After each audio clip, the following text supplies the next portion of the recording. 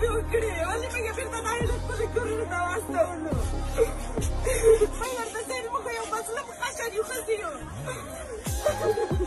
ملګرو د افغانستان حکومت په جینکو د تعلیم بندیز فیصله کړې ده.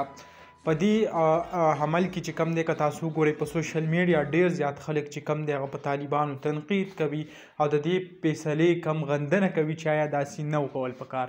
اوس دا مسله هغه راپېښولې شوه نو که زه تاسو ته ویم کله چې طالبان راغلي دي نو هغه په سر کې یعنې کله چې د هغه حکومت جوړ شو نو د هغو ناره هم دا وه چې موږ به د جینکو کم د ښځو تعلیم چې دی په هغې باندې به بندیز لګوو.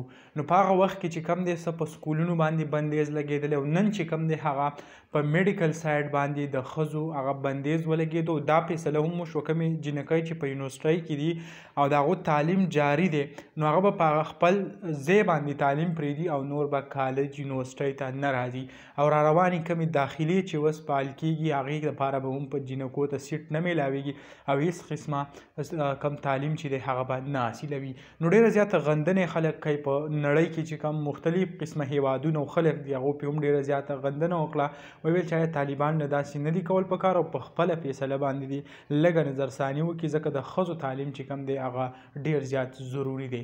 نو دغه کومه لنډه شان ویډیو به ما غوښته هغه زه تاسو سره شریک کړم. انشاءالله بل ویډیو کې ملاویږو. الله حافظ.